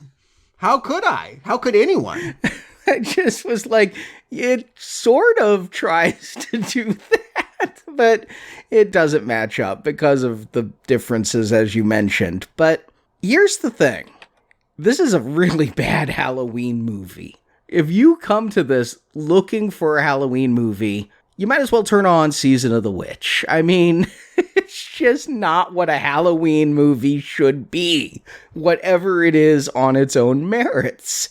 And my wife walked out so pissed off at the end of this. She wasn't like she didn't like the movie. She was actively pissed by the movie because it promises one thing with the title Halloween and it delivers something so totally different. Not my problem, but I get it. So it's a not recommend as a Halloween movie. But here's the thing. As Corey, the picked on kid movie who decides to go Revenge of the Nerds, and basically as a remake of Christine, I got into this film. I liked Corey. I empathized with Corey, much like I did Arnie in Christine. I liked this actor. I liked his romance with Allison, even though I didn't understand Allison's side of it. She became more of a prop than a character. I liked seeing him go psycho. I liked it a lot in that scene in the junkyard where he's killing those 4 teenage bullies. I enjoyed the killing the doctor scene, though I understand the lack of motivation to it. If they just came out with this movie as its own type of horror film, I think people would be more prepared for what it's going to offer. I'm actually glad I was spoiled that Corey was going to be some kind of killer, because if I hadn't known, I think I'd have had Marjorie's reaction, and I didn't have time to watch this twice. I think if I'd watched this twice, I'd then have the reaction I had, which is, it's not a bad Corey movie. So, as a Corey movie, I'm going to give it a mild recommend. Wow. As a Halloween movie, not. But I would watch this one again as a standalone thriller on Halloween. I mean, I just enjoyed that Christine-ish story that much. So it's a weaker Green Arrow, as it has been for this entire David Gordon Green trilogy, and this really doesn't feel like a part of it. It's a shitty capper to a trilogy, but it's an okay film. Mild recommend. The words I wrote down at the end of this movie was License to Kill. 1989 James Bond movie. If you remember what I said on that, it is a good action movie, but not a great James Bond movie. This is a good movie for me, for a guy who kills people kind of thing, but not a good Halloween movie. So that is exactly where I am with this movie. And I really liked the journey of Corey. I didn't like how his story ended, and I totally feel the ending with Laurie Strode and Michael Myers, I know what they were going for, but the movie preceding it, that does not gel. It feels like a completely different movie. I liked how much this movie did not go where I thought it was going to go. I completely get the Last Jedi vibe off of this too, is that it's going to be polarizing for people who want something different in their movies, but I liked The Last Jedi and where it went and how it took the characters that I like. I don't necessarily like what they did with Laurie here, though. So as a Halloween movie, it's very weak, but I'm glad she comes out on top at the end against Michael. For the most part, I liked this movie, so I'm giving it a Green Arrow. What? I am. I like this Corey story a lot. I also like the fact that they realized they could not tell another Michael Myers story, and they decided to go a different way with it. I'm not 100% loving how they tie it into Michael Myers. I really wish they could find another way to get Michael in here and conclude the story, but there's no way in heck you're going to make me ever convinced that they had a trilogy in mind, and this should have been one movie instead of two. The last movie, you could have summed up the last movie in the first 10 minutes of this movie to have them go into the stories that were here. Having a whole other movie in between this one, I think, hurts it. We were talking about this last time, how this last movie will tie into the other one and make it, and you, Stuart, had said the second movie makes the first movie better and all that kind of stuff. I think having a middle movie not needed. You would, I mean, obviously had to figure out a way to get rid of the daughter and her husband differently, right? But if you had Laurie moving on 4 years later and not had that second chapter told about the night after or the night continue with Michael, I think this would have been a stronger movie. A duology would have been much stronger to actually jump right to Corey instead of having that whole town thing and going into that whole deep dive of the town, which really does not pay off here in a way that warrants an entire movie. But it does set up Michael for being in a shell of himself because he got beaten up so badly in that return to killing people 40 years later. Yeah, I agree. I thought Halloween Kills was building up to something, and this is not that movie. You could skip Halloween Kills and go from 2018. In fact, it probably would play better. Much better. And I think just like The Last Jedi was building towards something they completely abandoned for Rise of Skywalker because of fan reaction, if this was the second movie of the trilogy, they would have probably had the same backlash. But thankfully they did it for the third one, and they're just going to bring Michael back to a regular Michael Myers movie, theoretically, the next time they bring him back, versus having this kind of 3-movie talking about closure and things, like trying to go for something deeper and more thought-provoking. And bravo for the filmmakers for taking these chances in a Halloween movie. I think that's the strongest thing about it, is they took chances, which is why I like The Last Jedi too, is that they take chances that is storytelling chances. Trying to tell a story. You don't do that usually in a slasher movie or a horror movie. And here they did. I wasn't satisfied a lot with it, and I would have rewritten quite a few parts. But you guys are recommending it, which I think is interesting. I am. I absolutely am. I think it's satisfying. I liked elements of the Corey story, but I think we can all agree Michael Myers will be back and Corey's story has ended. We will never see Corey again. I can't imagine how this franchise goes on. Is it that they let it sit for 5 years and then just totally remake it? New characters?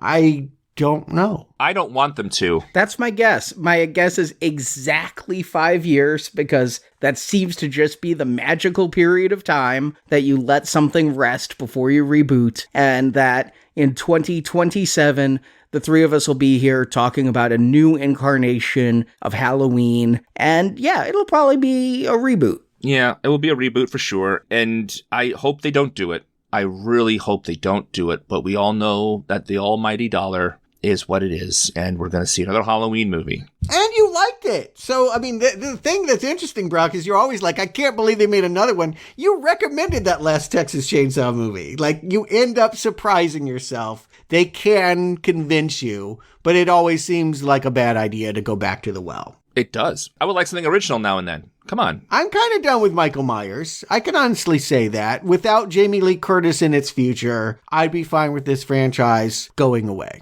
But it won't. No, it won't. It won't. So now we've concluded this trilogy, and last time you said the Halloween Kills was your favorite Halloween movie, Stuart. I'm not sure if that still stands there, but this one is towards your lower end, right? This one I recommended. I recommended not all of the Halloween movies, obviously. Can't be lower end. I mean, let's remember that there's The Curse of Michael Myers and Resurrection. I mean... Yeah, so right square in the middle there, yeah. Yeah, this is obviously, you may not want what it's peddling, but it's obviously much better made than some of those middle Halloween movies from the 90s. For sure. And I would rewatch this one before I would watch Rob Zombie's first one, which I did also recommend. So that's where I'm pretty much where my rankings are with that, is that it goes before the Rob Zombie one of other ones I recommended. But that's it for us on Halloween. Next week, we're going to be back with another new movie review. I feel like Rocky and Bullwinkle. And now for something completely different, Black Adam. You're going to have to educate me. People keep saying it's related to Shazam. I don't remember anything like that in Shazam. I remember that cartoon dog movie from this summer, and it ended with this angry Superman, this goth Superman, which I already thought Henry Cavill was plenty goth, but this one's even angrier. It's The Rock. I don't even know what the plot is. He's knocking down jets and bragging about the fact that he's a bad guy, but he's kind of the good guy. It's an origin story, so there's the plot of every first superhero movie. It's got Pierce Brosnan in it, speaking of James Bond, so I don't know what it is either. I'm going to be looking to Jacob a lot to explain Black Adam. In the meantime, we're finally getting back to the Addams Family as well. This Friday, we're seeing the latest incarnation, the animated movies, that 2019 hit, The Addams Family. You, Brock, and I are covering that for donors. And just to let listeners know of a schedule change, then we're going to be back on Halloween. Our show that week is coming out one day early since Halloween is on a Monday. And we are, at Stuart's shocking suggestion, reviewing the Marvel special Werewolf by Night. So we're doing Black Adam next week, Werewolf by Night the week after on Halloween. Right. We'll see you on Monday for Halloween. Boop, bop, boop, bop, boop, bop, Werewolf by Night, Halloween, Halloween, Halloween, Werewolf by Night, Halloween. Listen to now playing. We'll see you all next Halloween, whenever that's going to be, folks. Was the boogeyman? As a matter of fact, it was. Thank you for joining us for this installment of Now Playing's Halloween Retrospective. It's all over, my friend. If you enjoyed this podcast, you can listen to the other installments, as well as hundreds of other horror movie reviews at our website, nowplayingpodcast.com. Find reviews of Friday the 13th, A Nightmare on Elm Street, Star Trek, Leprechaun, The Avengers, and more.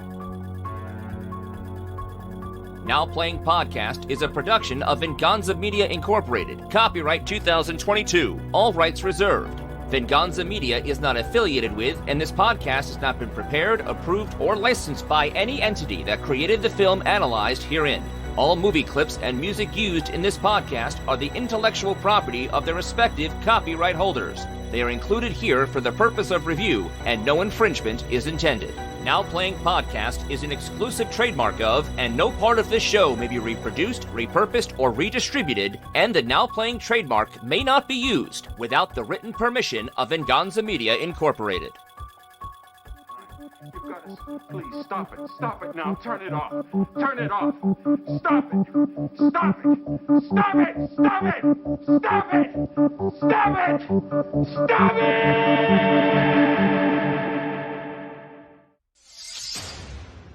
Isn't Children of the Corn, too? No, it didn't make it to 13. Not yet. We got an 11th one sitting on a shelf somewhere. I every day I pray to God it doesn't come out. And to whatever's in the row, I just praying. Like, why is he kneeling in the corn stalks? Believe me, I got my reasons. There is this idea that she doesn't have to be here in Central Illinois. God, I think that a lot myself. But I appreciate the fact that she just isn't ready to move.